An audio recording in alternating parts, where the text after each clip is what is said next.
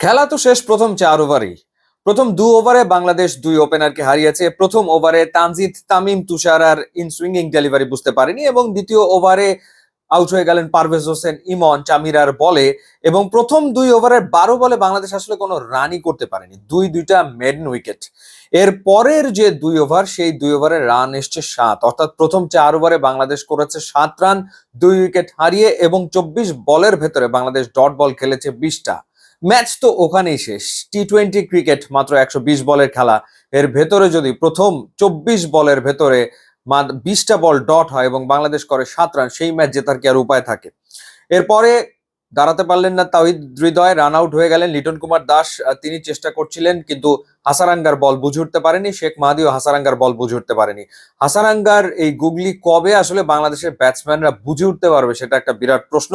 53 রানে 5 উইকেট নেই, তো ম্যাচ তো হারা হয়েই গেছে। এরপরে জাকের আলী অনিক এবং শামীম পাটোয়ারি তারা একটা পার্টনারশিপ করেছে ষষ্ঠ উইকেট জুটিতে, রেকর্ড পার্টনারশিপ, সেটা 86 রানের, এবং দুজনেই খেলেছেন 34টা করে বল। 34 বল খেলে জাকের আলী অনিক করেছেন 41 রান, এবং 34 বল খেলে শামীম পাটোয়ারি করেছেন 42 রান, যার কারণে 139 করে বাংলাদেশ 5 উইকেট হারিয়ে।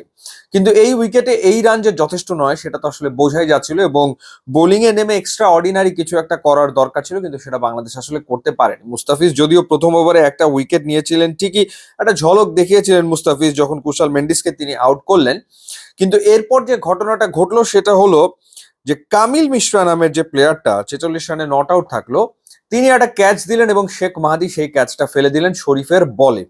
তখন এই মিশ্রা ব্যাট করছিলেন মাত্র 1 রানে। এরপরেই তিনি শরীফের বলে একটা ছক্কা মারলেন, পরপর দুটো 4 মারলেন, এবং তারপর থেকে তিনি এগ্রেসিভ ব্যাটিং করে গেলেন একেবারে শেষ পর্যন্ত। এর ভেতরে প্রথম নিসাঙ্কা তিনি 50 রান করে আউট হয়েছেন শেখ মাহাদির বলে।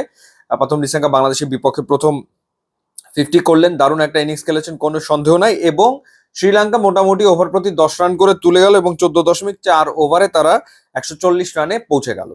সো বাংলাদেশ শ্রীলঙ্কার কাছে যে শুধু হারলো ব্যাপারটা তা না, আসলে বাংলাদেশের সুপার ফোরের খেলাটা অনিশ্চিত হয়ে গেছে, কারণ রান রেটটা বাংলাদেশ ডুবিয়ে দিয়েছে। 6 উইকেটে ম্যাচ জিতেছে শ্রীলঙ্কা, এবং তারা খেলা শেষ করেছে 15 ওভারে। সুতরাং এখন বাংলাদেশ শেষ ম্যাচটা খেলবে আফগানিস্তানের বিপক্ষে। সেই ম্যাচ বাংলাদেশকে শুধু জিতলে আসলে হবে না, এখন তাকিয়ে থাকতে হবে যে শ্রীলঙ্কা যাতে হংকং এবং আফগানিস্তান দুই দলের বিপক্ষেই আসলে জেতে, তাহলে বাংলাদেশের সুপার ফোরে খেলার সম্ভাবনা থাকবে। আদারওয়াইজ রান রেটের অবস্থা বাংলাদেশের একেবারে শোচনীয়।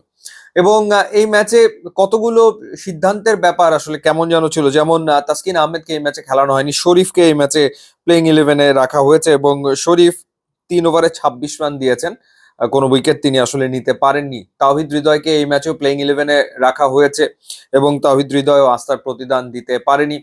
রিশাদ হোসেন আগের ম্যাচে এক্সপেন্সিভ ছিলেন, এই ওভারে মাত্র 1 ওভার বল করেছেন, এবং 1 ওভার বল করে তিনি 18 রান দিয়ে কোনো উইকেট নেননি।